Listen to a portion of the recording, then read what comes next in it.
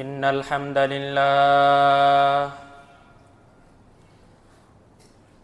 لله نحمده ونستعينه ونستغفره ونؤمن به ونتوكل عليه ونعوذ بالله من شرور أنفسنا ومن سيئات أعمالنا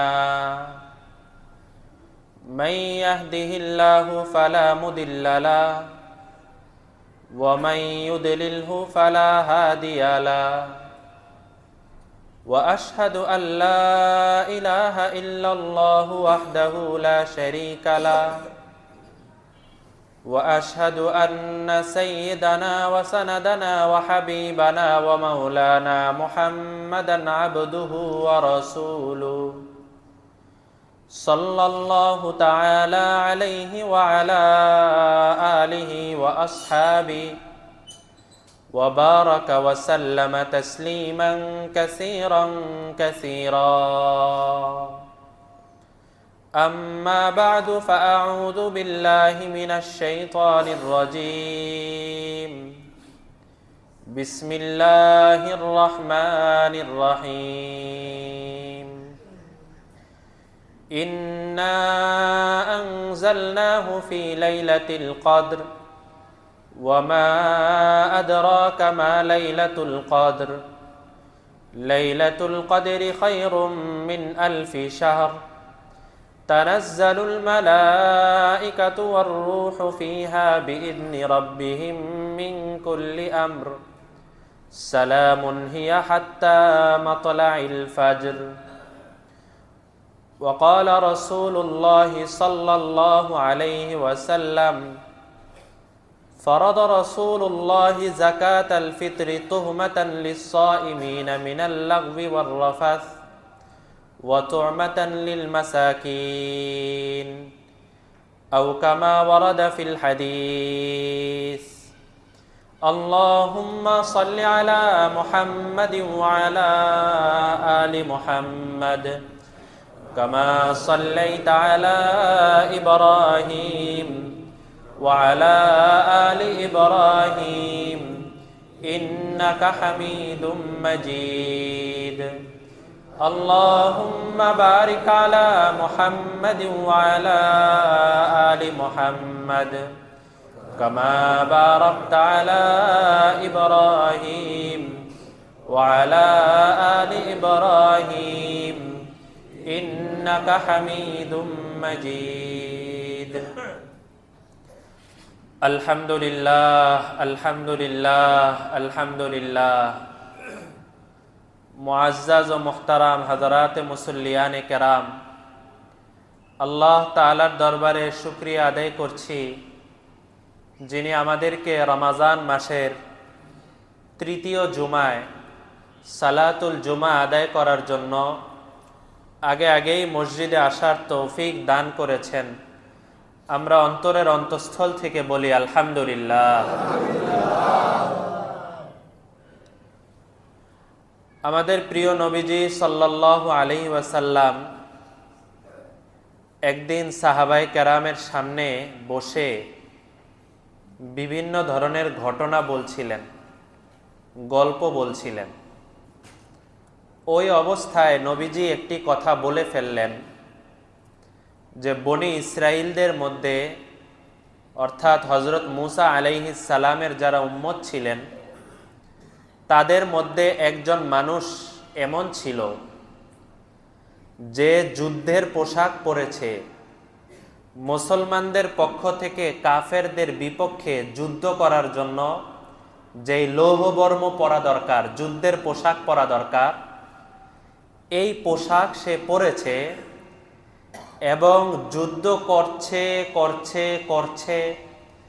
রাত হলে ঘুমিয়ে যেত, দিন হলে আবার যুদ্ধ করত, আর ইবাদত গুজারি পরহেজগারি এগুলো তো আছেই। করতে করতে করতে করতে 1000 মাস পার হয়ে গেছে, কিন্তু ওই আল্লাহর বান্দা নিজের শরীর থেকে ওই যুদ্ধের পোশাক খোলার সময় পায় নাই। নবীজি বলেন লাবিসাস সিলাহ আলফা শাহর, লাবিসা সিলাহ রাজুলুম মিন বনি ইসরাইল আলফা শাহর, বনি ইসরাইলের এক লোক যুদ্ধের পোশাক 1000 মাস পর্যন্ত সে গায়ের মধ্যেই দিয়েছিল। হ্যাঁ, এমন হতে পারে যে কোনো প্রয়োজনে হয়তো পরিবর্তন করেছে, কিন্তু সাথে সাথে আবার আরেকটা পরেছে। বোঝানো উদ্দেশ্য হলো যে উনি কোনো অবসরে ছিলেন না, পুরা সময়টা এই জিহাদের মধ্যে, ইবাদতের মধ্যে ওনার সময়টা কাজে লেগেছে। আর ওই জমানার কথা আপনাদেরকে আগেও বলেছি যে আমাদের নবীজি হাদিসের মধ্যে বলেছেন যে আমারু উম্মতি মা বাইনা 60 ইলা 70। 60 মানে হলো 60, 70 মানে 70। নবীজি বলেন আমার উম্মতের গড় বয়স হলো 60 থেকে 70 বছর পর্যন্ত। যারা 70 বছরের বেশি হায়াত পায় তারা মনে করতে হবে যে আমি এটা বোনাস পাচ্ছি, কারণ আমাদের নবীজি 63 বছর হায়াত পেয়েছেন।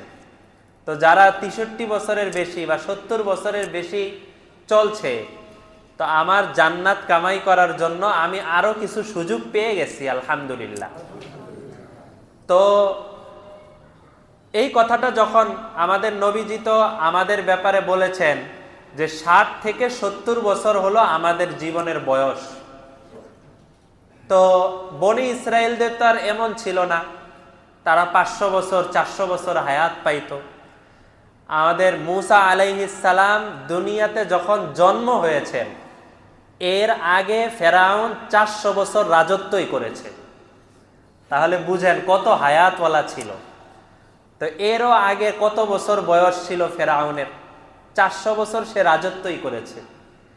তো বনি ইসরায়েলদের মানুষদের মধ্যে এরকম অনেক রাজত্ব, অনেক বয়স তাদের ছিল।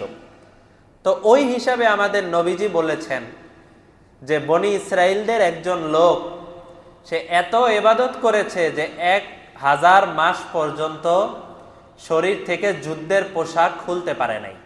জিহাদের মধ্যে, ইবাদতের মধ্যে পুরা সময়টা তার কেটেছে। তখন এক সাহাবী দাঁড়িয়ে গেলেন, নবীজিকে প্রশ্ন করলেন, ইয়া রাসূলুল্লাহ, বেয়াদবি না নিলে আমার একটি প্রশ্ন আছে। জি, প্রশ্ন বলো।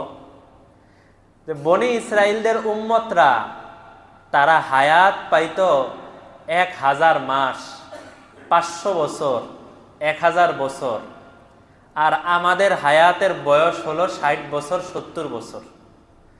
তো আমরা যদি 60-70 বছর পুরা সময়টাও ইবাদতের মধ্যে কাটিয়ে দেই, তারপরেও তো তাদের ছোট অবস্থার বয়সের ইবাদত পর্যন্ত আমরা বুঝতে পারবো না। কারণ তারা তো তাদের হিসাবে তো 60-70 বছর বয়সে তারা তো বাচ্চা। কারণ 500 বছর যদি একজন মানুষের হায়াত হয়, তো 60-70-100 বছরে সে বাচ্চা না। তো তারা তো বাচ্চা বয়সে যেই পরিমাণ ইবাদত করে ফেলছেন, দুনিয়া থেকে চলে গেছেন, আমরা তো সারা জীবনেও ওই পরিমাণ ইবাদত করতে পারবো না। এরপরে আবার আমাদের বাজার ঘাট আছে, দুনিয়াবি আছে, ব্যস্ততা আছে, পরিবার আছে, এই সব কিছু মিলিয়ে আমরা ইবাদত করে তো বনি ইসরায়েলদের সমান হতেই পারবো না, সম্ভবই না। ঠিক এই সাহাবী এই কথাটা বলার সাথে সাথে আমাদের নবীজি সাল্লাল্লাহু আলাইহি ওয়াসাল্লামের চেহারাটা পরিবর্তন হয়ে গেছে। আমাদের নবীজির চেহারার রং মনে হচ্ছে যে উনার উপরে নতুন কোনো জিনিস আসতেছে, আলাদা কোনো বোঝা বা কোনো ভারী জিনিস উনার মাথার উপরে চাপিয়ে দেওয়া হচ্ছে। তো একজন মানুষের মাথায় যদি ভারী জিনিস চাপিয়ে দেওয়া হয়, তাহলে তার চেহারার মধ্যে যে একটা কষ্টের ভাব ফুটে ওঠে, আমাদের নবীজির চেহারাও এরকম একটা কষ্টের ভাব ফুটে উঠল। নবীজি মাথা নিচু করে বসে আছেন। অনেকক্ষণ পরে নবীজি মাথা তুলে একটা মুচকি হাসি দিয়েছেন। হাসার পরে বললেন যে তোমার এই প্রশ্ন জবাব দেওয়ার জন্য স্বয়ং আল্লাহ তাআলা জিবরাইল আলাইহিস সালামকে এখন আসমান থেকে আমার কাছে পাঠিয়ে দিয়েছেন, এবং জিবরাইল এসে আমার কাছে এই কথা বলল ইন্না আনজালনাহু ফি লাইলাতিল কদর, যে এই কোরআন মাজিদকে আমি লাইলাতুল কদরের মধ্যে নাজিল করেছি। এর পরের আয়াতের প্রশ্ন, ওয়ামা আদরা কামা লাইলাতুল কদর, তোমার কি জানা আছে লাইলাতুল কদর কি জিনিস? বাচ্চাদেরকে বোঝানোর জন্য আমরা এভাবে বুঝাই না, অনেক সময় একটা জিনিসে আকর্ষণ পয়দা করার জন্য, তার আগ্রহ বাড়ানোর জন্য এভাবে জিজ্ঞেস করা হয়, তুমি কি জানো এটা কি?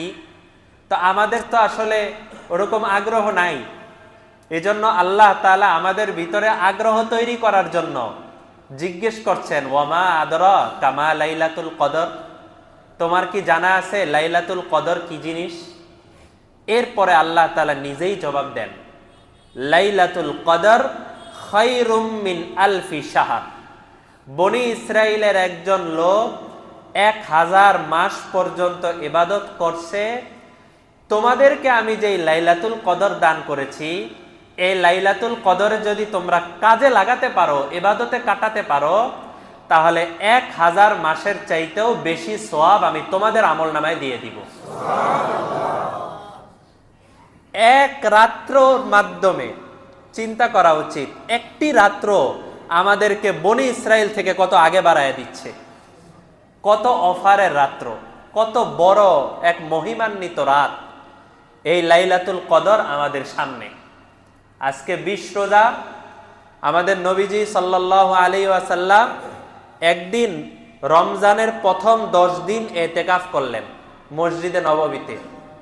এতেকাফ করার পরে নবীজিকে একদিন 10 রোজা শেষ, জিবরাইল আলাইহিস সালাম এসে বললেন, ইয়া রাসূলুল্লাহ, আপনি যেই জিনিসের তালাশে এতেকাফ করতেছেন ওটা আরো সামনে, আপনি যেই জিনিসের তালাশে এতেকাফ করছেন সেটা আরো সামনে। তো নবীজি আরো 10 দিন এতেকাফ করলেন।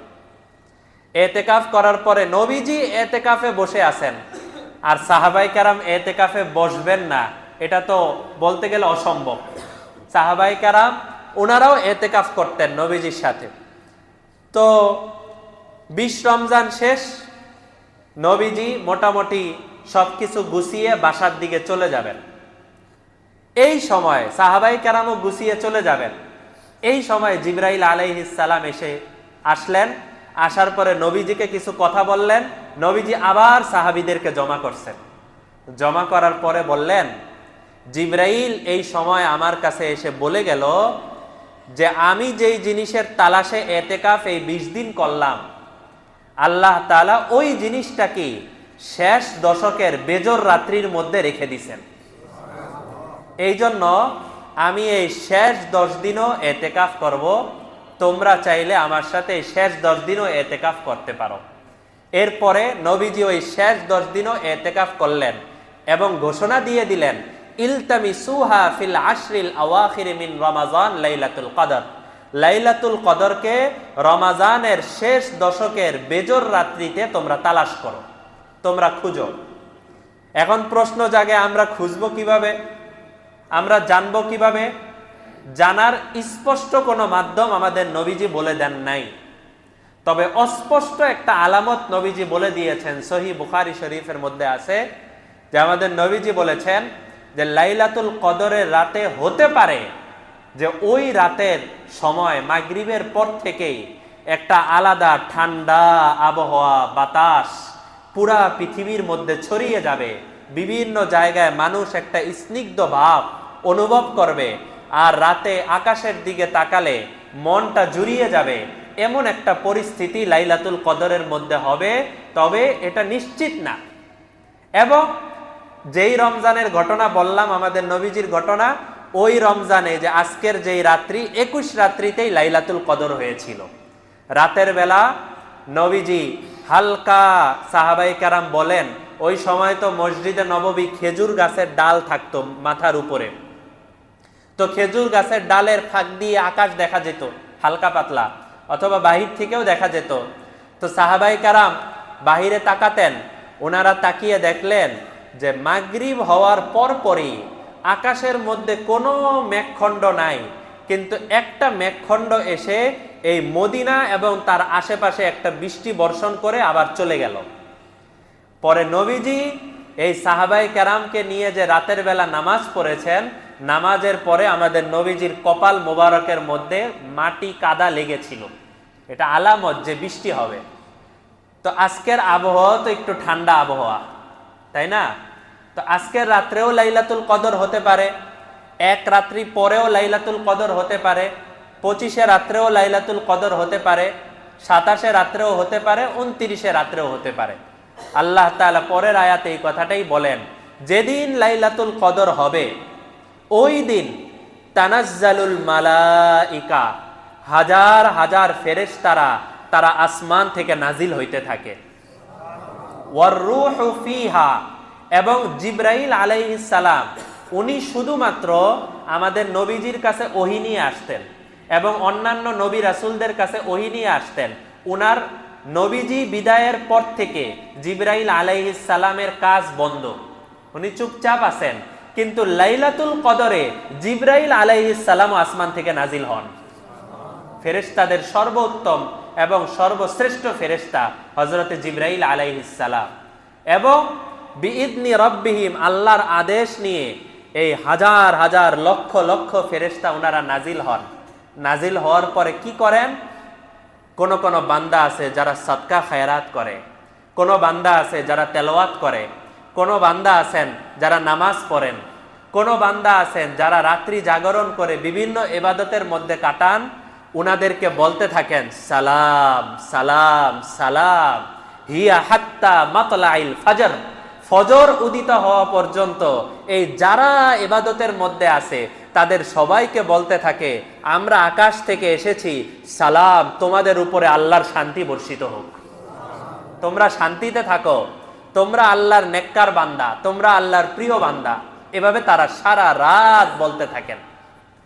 এই যে যে ঘটনাটা বুঝলেন, এই ঘটনা দ্বারা কি বোঝা যায়? শুধু 27-এ রাত্রে শবে কদর? আমাদের কিন্তু এই একটা ভুল কথা প্রচলিত আছে যে শুধুমাত্র 27-এ রাত্রেই শবে কদর। না, এটা সহি না। যে কোনো রমজানের শেষ দশকের বেজর রাত্রিতে, যে কোনো রাত্রিতে শবে কদর হতে পারে। এই জন্য গত বছর খানায়ে কাবা বাইতুল্লাহ শরীফের যিনি দীর্ঘদিনের ইমাম হযরত মাওলানা আব্দুর রহমান আস-সুদাইস দামাত বারাকাতুহুম, উনি বলেছিলেন একটি সুন্দর কথা। ওই যখন এই 20 রমজান শুরু হয়েছে তখন খানায়ে কাবা একটি বয়ান করেছিলেন। ওই বয়ানের মধ্যে উনি এই কথাটা বলেছিলেন যে এই 10 দিনের প্রত্যেক রাত্রিতে আপনারা চেষ্টা করেন অতিরিক্ত 2 রাকাত হলেও নামাজ পড়তে, কারণ যে কোনো এক রাত্রিতে 2 রাকাত নামাজ আপনার 1000 মাস নামাজের চাইতে উত্তম হয়ে যাবে। এরপরে উনি বলেন এই 10 রাত্রিতে প্রত্যেক রাত্রিতে চেষ্টা করেন আগে যতটুকু দান করতেন এখন যেন এর চাইতে একটু বেশি দান করা হয়, তাহলে আপনার দান 1000 মাস দানের চাইতে উত্তম হয়ে যাবে। তো এই যে যে সুন্দর একটা ফর্মুলা উনি দিয়ে দিলেন, এটা কিন্তু অনেক চমৎকার। আমরা যদি চাই যে এই 10 দিনে আমরা নিজেরা কিছু ইবাদতকে সাজিয়ে নিব, যারা এতেকাফে বসবেন তাদের তো সৌভাগ্য অনেক ভালো, এত ভালো যে উনারা যদি কোনো ইবাদত নাও করেন এই 10 দিন রাত্রে, ইবাদত তো করবেন, এতেকাফে থাকবেন আর ইবাদত করবেন না, এটা তো হয় না। কিন্তু এতেকাফ যদি নাও করেন, রাতের বেলা যদি ঘুমিয়ে ঘুমিয়ে কাটান, তাও মসজিদে এতেকাফের মধ্যে ঘুমিয়ে থাকাও সওয়াবের কাজ। এই 10 দিনে যারা এতেকাফ করবেন তারা নিশ্চিত শবে কদর পেয়ে গেছেন, কোনো সন্দেহ নাই। এই জন্য আমরা চেষ্টা করি যে যারা সুযোগ আছে তারা যেন আমরা অবসর সময়ে ফারেক করে, আমরা নিজেদের ব্যস্ততাকে ফারেক করে এই 10 দিনের জন্য সিট বেডিং নিয়ে আমরা মসজিদে নিজেকে বন্দি করে দিই, যাদের সুযোগ আছে। কারণ নবীজি সাল্লাল্লাহু আলাইহি ওয়াসাল্লাম এই 10 দিন, পুরা 10 দিনের কথা বলেন নাই, নবীজি মাত্র এক দিনের কথা বলছেন। মানি আতাকাফা ইয়াউমান, ইয়াউমান মানে হলো একদিন, ইবতিগা ওয়াজহিল্লাহ, কেউ যদি আল্লাহকে রাজি খুশি করার জন্য, দুনিয়ার মানুষ আমাকে মুতাকিফ বলবে, আমাকে ইবাদত গুজার বলবে, আমার জন্য হাদিয়া তোহফা দিবে, এরকম কোনো উদ্দেশ্য নাই। তার উদ্দেশ্য হলো শুধুমাত্র আল্লাহ তাআলাকে সন্তুষ্ট করা। এই উদ্দেশ্যে কোনো বান্দা যদি একদিনের জন্য নিজেকে আল্লাহর ঘর মসজিদের মধ্যে এতেকাফে বন্দী করে ফেলতে পারে, জাআলাল্লাহু বাইনাহু ওয়া বাইনান নারি সালাসা খানাদিক কুল্লা খানাদিকিন মা বাইনাস সামাই ওয়াল আরদ, আল্লাহ তাআলা তার মাঝে আর জাহান্নামের মাঝে 3 খন্দক দূরত্ব তৈরি করে দেন। আর এক এক খন্দকের সমান পরিমাণ হলো আসমান আর জমিনের মাঝখানে যতটুকু দূরত্ব, এতটুকু দূরত্ব।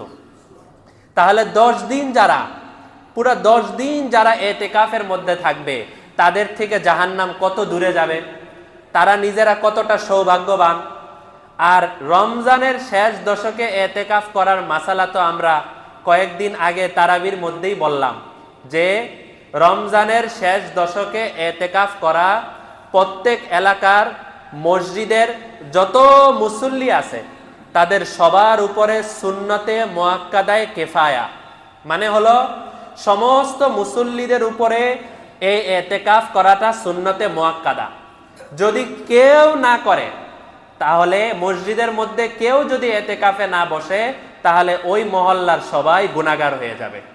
আর যদি অল্প 1-2 জন এতেকাফে বসে যায়, এই 1-2 জন বান্দার উসিলায় আল্লাহ তাআলা সবার এই দায়িত্বকে আদায় হিসাবে কবুল করে নেবেন। তো যারা এতেকাফে বসবেন, বিশেষ করে আমাদের মসজিদে বসবেন, তাদেরকে মনে করতে হবে যে আমাদের এই এলাকার এই 10 দিনের মেহমান। যদিও ওনারা হয়তো এই এলাকার স্থানীয়, এই এলাকার বাসিন্দা, কিন্তু তারা আমাদের মেহমান, কারণ আমাদের দায়িত্ব তারা আদায় করে দিচ্ছেন। এই জন্যই বলেছিলাম যে যাদের সুযোগ হয় মেহমানদারি করা, এতেকাফের সাথীরা আল্লাহ তাআলার কাছে অনেক দামি, অনেক প্রিয়, তাদেরকে যতটুকু সম্ভব মেহমানদারির ব্যবস্থা করা, সুযোগ সুবিধা অন্যান্য বিষয় খেয়াল করার চেষ্টা করা। যারা এতেকাফে বসবো তাদের জন্য হলো মসজিদের বাইরে যদি 1 মিনিটের জন্য যাই, তাহলে আমার এতেকাফ নষ্ট হয়ে যাবে। এই জন্য মসজিদের বাইরে যাওয়া যাবে না। অজুখানায় অজু করতে গেলাম, অজুখানাটা কিন্তু মসজিদের অন্তর্ভুক্ত না, এটা মসজিদের বাইরে। এই অজুখানায় অজু করতে যাব, এই যাওয়ার জন্য যাব, অজু শেষ, এরপরে আবার চলে আসব। অজুখানায় অজু করতে গিয়ে বসে এরপরে গল্প করতে থাকলাম, আধা ঘন্টা ওখানে পার হয়ে গেল, তাহলে কিন্তু আমার এতেকাফ নষ্ট হয়ে যাবে। এতেকাফ মানেই হলো নিজেকে বন্দি করা, অবস্থান করা, অর্থাৎ মসজিদের মধ্যে আমি নিজেকে আল্লাহর জন্য বন্দি করে দিব। যারা এই 10 দিন পুরা সময় নিজেকে ফারেক করতে পারছি না, তারা 7 দিনের জন্য এতেকাফে বসি। যারা 7 দিনের জন্য সময় দিতে পারছি না, তারা 3 দিনের জন্য এতেকাফে বসি। যারা 3 দিনেও সময় দিতে পারছি না, তারা 1 দিনের জন্য হলেও এতেকাফে বসি। এতেকাফে বসে এই সওয়াব আমরা অর্জন করার চেষ্টা করি, অর্থাৎ আমরা যাতে মাহরুম না থাকি, যেহেতু সুযোগ আছে। কিন্তু যারা 10 দিনে বসবে তাদের সুন্নতে মুআক্কাদার সওয়াব হবে, আর যারা 2 দিন 3 দিন 7 দিনের জন্য বসবেন তাদের নফল এতেকাফের সওয়াব হবে। তাও এই সময়ের মধ্যে এতেকাফে বসাটাই যেহেতু ফজিলত, আর লাইলাতুল কদরের পাওয়াটা মোটামুটি নিশ্চিত। যে কোনো সময় 10 দিন যারা বসবে তারা তো নিশ্চিত, যারা 2 দিন 3 দিনের জন্যও বসবেন, রাতের বেলা ঘুমাচ্ছেন, ওই 2-3 দিনের মধ্যে লাইলাতুল কদর হলেও আমি এর সওয়াব পেয়ে যাব। এই জন্য আমরা চেষ্টা করি যতটুকু সামর্থ্য আছে, আজকে মাগরিবের আগেই আমাদের যারা এতেকাফে বসবো তাদের জন্য মসজিদে চলে আসতে হবে। তৃতীয় আরেকটি বিষয় যেটি বলতে চাচ্ছি সেটি হলো সদকাতুল ফিতির বা জাকাতুল ফিতির। এটা কিন্তু আমাদের সবার দিতে হয়। জাকাতের ক্ষেত্রে মাসালা বলেছি যে জাকাত সব সম্পত্তির উপরে আসে না। বলছিলাম না গত সপ্তাহে, স্বর্ণ রূপা, নগদ টাকা আর ব্যবসায়িক মাল, এই 3 জিনিসের উপরে জাকাত আসে, অন্য জিনিসের উপরে জাকাত আসে না। কিন্তু সদকাতুল ফিতির হলো এমন এক সাদাকা, কারো নিজের প্রয়োজন অতিরিক্ত, অর্থাৎ নিজের জামা কাপড়, নিজের বাসার রান্না বান্নার যেসব প্রয়োজনীয় জিনিস আছে, এরকম প্রয়োজনীয় জিনিস ছাড়া অতিরিক্ত যদি কারো কাছে প্রায় 1 লাখ টাকার সম্পদ থাকে, এবার জায়গা জমি থাকুক, বাড়ি থাকুক, অথবা অন্য যে কোনো জিনিস থাকুক, নিজের সম্পদ যদি প্রায় 95,000 টাকার উপরে 1 লাখ টাকার মতো সম্পদ থাকে, তার জন্য সদকাতুল ফিতির ওয়াজিব হয়ে যায়। আল্লাহ রাসূল সাল্লাল্লাহু আলাইহি ওয়াসাল্লাম বলেন, দুইটা কারণে তোমরা সদকাতুল ফিতির আল্লাহর রাস্তায় দান করবা। এক নাম্বার হলো তুহরাতান লিস-সাইমি মিনাল লাগবি ওয়ার রাফাত। তুমি রোজা রাখতে গিয়ে অনেক সময় গীবত করে ফেলেছো, অনেক সময় মিথ্যা বলে ফেলেছো, অনেক সময় বিভিন্ন ধরনের লাগ ওয়ার রাফাত। লাগ মানে হলো অযথা কথাবার্তা, রফাস মানে হলো খারাপ কথাবার্তা। বিভিন্ন ধরনের খারাপ কথাবার্তা, অযথা কথাবার্তার মধ্যে এই রমজান মাসেও তুমি বিরত থাকতে পারো নাই। এই জন্য তুমি আল্লাহর রাস্তায় কিছু সদকায়ে ফিতির দান করবা, যাতে এই দানের উসিলায় আল্লাহ তাআলা তোমার ওই গুনাহগুলোকে আল্লাহ মাফ করে দেন। আর দুই নাম্বার হলো তুমাতান লিল মাসাকিন। তুমাতান লিল মাসাকিন মানে হলো যারা তোমার আশেপাশে মিসকিন আছে, তুমি একা শুধু ঈদ করবা। সদকাতুল ফিতির, ফিতির মানে হলো ঈদুল ফিতিরের সদকা, ফিতিরের সদকা। তুমি একাই শুধু ঈদ করবা, আর অন্যান্য গরিব মানুষরা তারা ঈদ করবে না বা তারা কষ্টে ঈদ উদযাপন করবে, এটা শরীয়ত পছন্দ করে না। বরং শরীয়ত তো এই কথা বলে যে কেউ যদি অন্য কোনো মানুষের জরুরত পূরণ করার জন্য একটু হেঁটে বের হয়, যে দেখি আরেকটা মানুষ বিপদে পড়ছে, মান মাশাফি হাজাতি আখিহি, আরেক মানুষ একজন বিপদে পড়ছে, চলতো আরে বিপদ থেকে উদ্ধার করে নিয়ে আসি, তো আল্লাহ তাআলা তাকে ইতিকাফ করার সওয়াব দান করেন। একজনের জরুরত পূরণের জন্য, বিপদ ঠেকানোর জন্য বের হইলে ইতিকাফের সওয়াব যদি আল্লাহ তাআলা দান করেন, তো ঈদ উদযাপন করব। তো আমার আশেপাশে অনেক মানুষ এমন আছেন, কোন কোন মানুষ তো এমন আছেন যারা আমার কাছে চান, ডাইরেক্ট হাত পাতেন, বলেন যে আমাকে টাকা পয়সা দেন। আর অনেক মানুষ এমন আছেন যারা কোনো সময় হাত তো পাতেনই না, বরং বুঝতেও দেন না যে আমি কষ্টের মধ্যে আছি। পাঁচ পারার মধ্যে আল্লাহ তাআলা তাদের ব্যাপারে আলোচনা করেছেন, লিল ফুকারাইল্লাযীনা উহসিরু ফি সাবিলিল্লাহ। আল্লাহর অনেক বান্দা এমন আছে যারা ফি সাবিলিল্লাহ, আল্লাহর রাস্তায় নিজেকে ওয়াকফ করে দিছে। লা ইস্তাতিউনা যারবান ফিল আরদ, এরা ব্যবসা বাণিজ্য করতে পারে না, এরা বিভিন্ন জায়গায় চাকরি বাকরি করতে পারে না। ইয়াহসাবুহুমুল জাহিল আগনিয়া আমিনাত তাআফফুফ, দেখেন কোরআনের আয়াত। যারা জাহেল মানুষ আছে, মূর্খ মানুষ আছে, এরা তাদেরকে দেখলে মনে করে আগনিয়া, আরে এরা তো ধনী মানুষ। এরা তো কোনোদিন আমাদের কাছে হাত পাতে নাই, এরা কোনোদিন তো বলে নাই যে আমাদেরকে একটু যাকাত দেন, আমাদেরকে ফিতরা দেন, আমাদেরকে জরুরত পূরণ করা দরকার, আমাদেরকে জরুরত দেন। এরা কোনোদিন তো আমাদের কাছে বলে নাই, তো যেহেতু বলে নাই এই জন্য আমরা দিবও না। তো জাহেল যারা, মূর্খ যারা, তারা তাদেরকে মিনাত তাআফফুফ, তারা যেহেতু হাত পাতে না এই জন্য মনে করে যে এরা তো অনেক ধনী।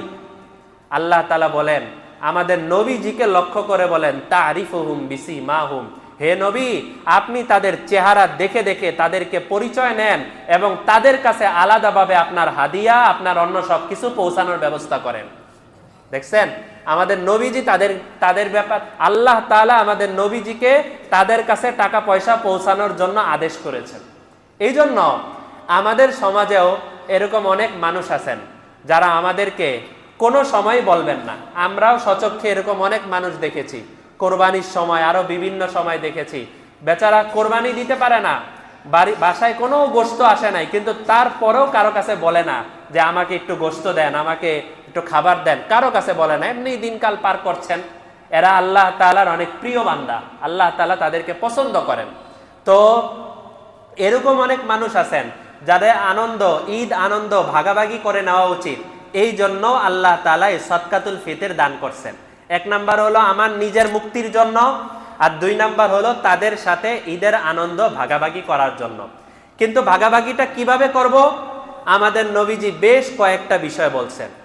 এক নাম্বার বলেছেন গম, দুই নাম্বার বলেছেন খেজুর, তিন নাম্বার বলেছেন কিশমিশ, চার নাম্বার বলেছেন পনির, পাঁচ নাম্বার বলেছেন জব।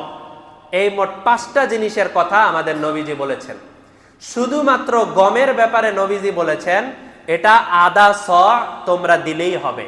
বর্তমান সময় অনুযায়ী 1 কেজি 700 গ্রাম গম বা আটা এর 1 কেজি 700 গ্রামের দাম যত হয় ওইটা যদি দিয়ে দেওয়া হয় তাহলে সদকাতুল ফিতর আদায় হয়ে যাবে, যেটা আমরা জানিয়েছি যে এই বছর নির্ধারণ করা হয়েছে 110 টাকা। কিন্তু সেটা হলো সর্বনিম্ন। এর পরেই হলো জবের ব্যাপারে, খেজুরের ব্যাপারে, কিসমিসের ব্যাপারে, পনিরের ব্যাপারে, এই সবগুলোর ব্যাপারে আমাদের নবীজি বলেছেন 1 শ দিতে হবে। 1 শ মানে হলো বর্তমান সময় অনুযায়ী 3 কেজি 300 গ্রাম। তো জবের হিসাবে 3 কেজি 300 গ্রামের ইসলামিক ফাউন্ডেশন থেকে মূল্য নির্ধারণ করা হয়েছে 530 টাকা। যারা ওই নিম্নটা না দিয়ে একটু উপরেরটা দেওয়ার মতো সামর্থ্য আছে, তাহলে আমি ওই নিম্নটার দিকে না গিয়ে একটু উপরেরটাই দেই।